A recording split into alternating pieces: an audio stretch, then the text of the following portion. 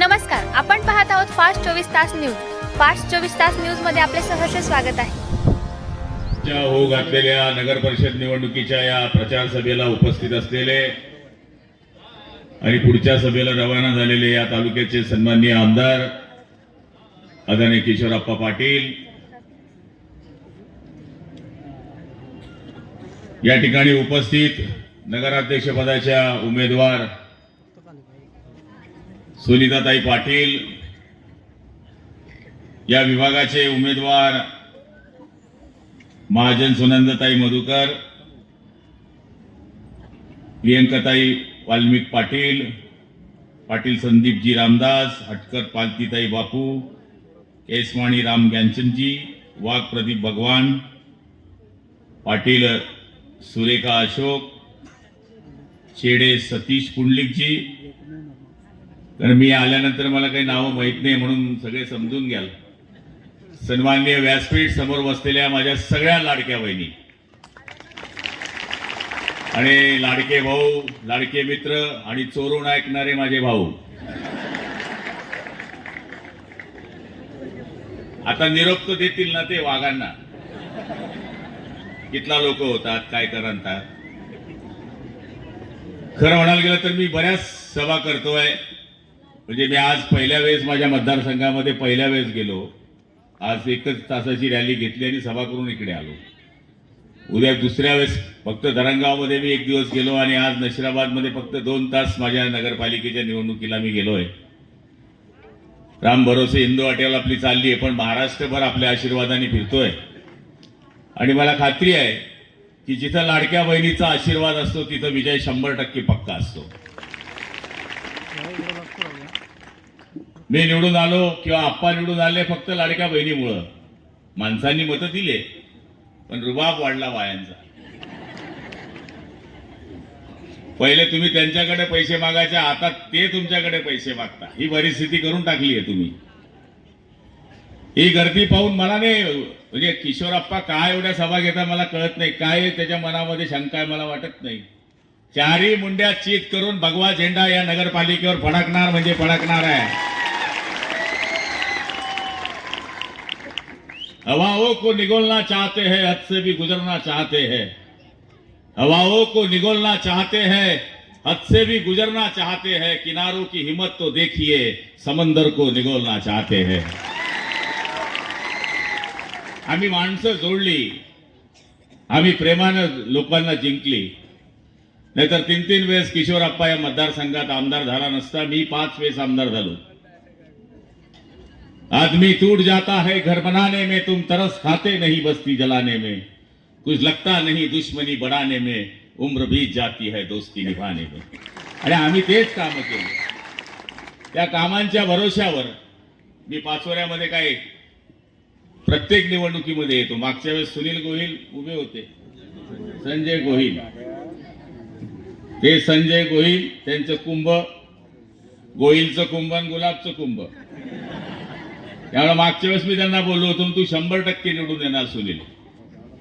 आणि ते निवडून आले. निवडून आल्यानंतर किशोरप्पांच्या आमदारकीची साथ, नगरपालिका त्यांच्या हातात. त्यामुळे आपण शहराचा विकास करू शकलो. आणि शिंदे साहेबांकडे नगर विकास मंत्री. जसं शरीर एका विचाराचं असलं पाहिजे तसं राज्य चालवणं सुद्धा एका विचाराचं असलं पाहिजे. नगरविकास मंत्री शिवसेनेचे, पालकमंत्री शिवसेनेचे, आमदार शिवसेनेचे आणि नगराध्यक्ष जर शिवसेनेचे झाल्या तर हे शरीर एका विचाराचं झालं तर ते सरळ चालेल. नाही तर मुंडकं वेगळं, हातपाय वेगळे, कंबर वेगळे, तर मग ब्रेक डान्सच होईल, विकासच होणार नाही. म्हणून मी आपल्याला प्रार्थना करायला आलोय की आमची सुनबाई उभी आहे आणि सासरा मत मागायला आला. त्यामुळे मला खात्री आहे की न बोलणारी, कमी बोलणारी आमची सुनबाई आहे.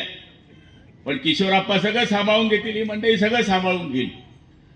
त्यांनी केलेली विकासाची कामं आणि या विकासाच्या कामावरच आम्ही मतं मागतोय.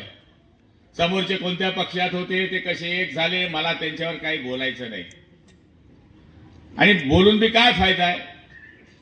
त्यांच्या डोक्यात काहीच नाही आहे. वफा खुलूस बुजुर्गों की शान बेचेंगे, अदालत में ये लोग झूठे बयान बेचेंगे, अवश्य में थोड़ा इजाफा होगा तो जमीन भी खरीदेंगे और आसमान भी बेचेंगे. असे हे लोक आहेत. यांचं काय ठिकाणं नाही, यांचं काय ठिकाणं नाही.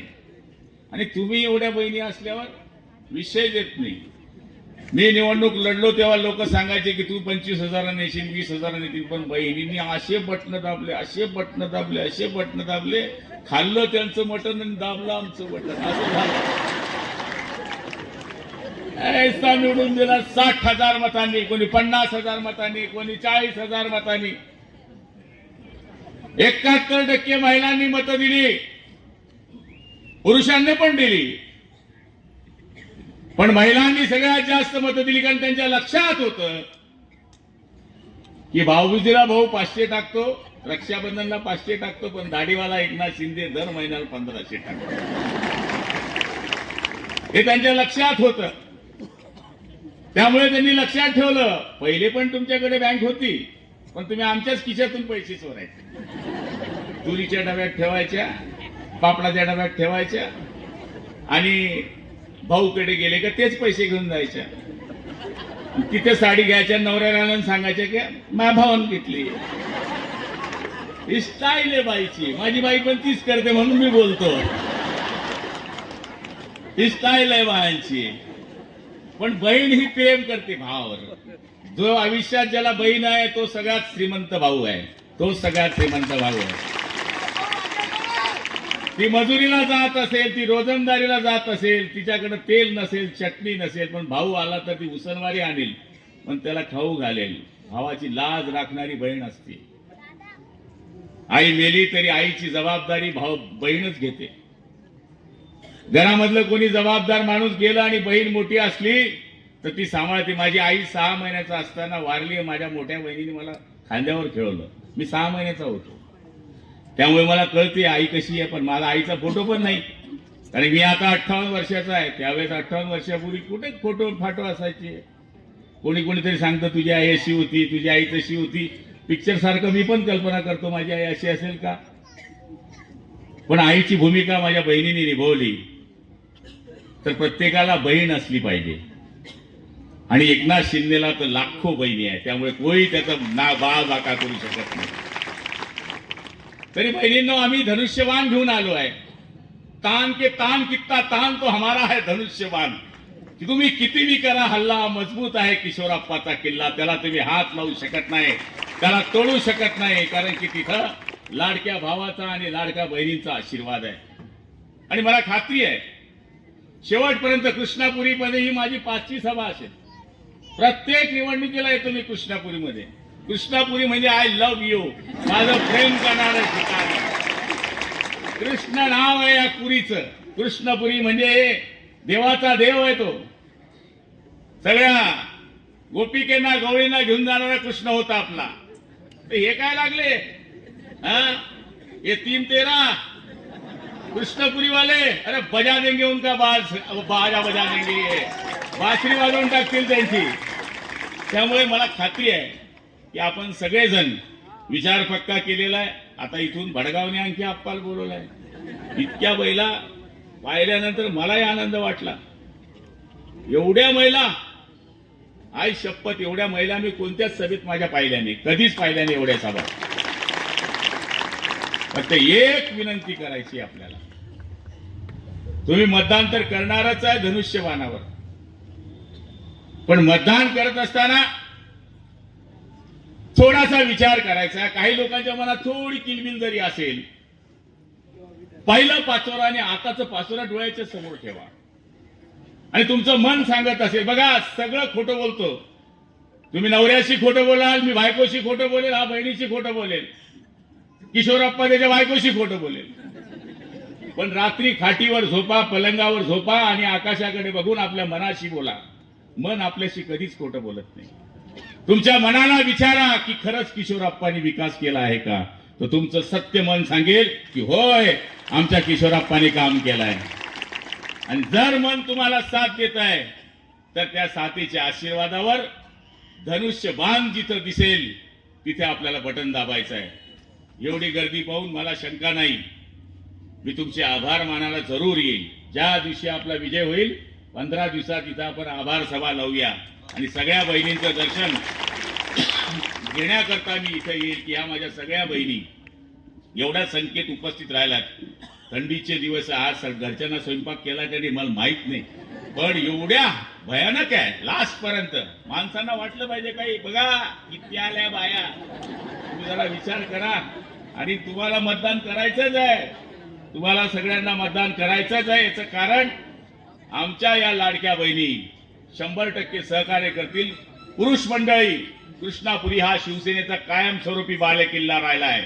इथं कधीच शिवसेनेची सीट हारलेली नाही, असा मजबूत आमचा हा बालेकिल्ला आहे.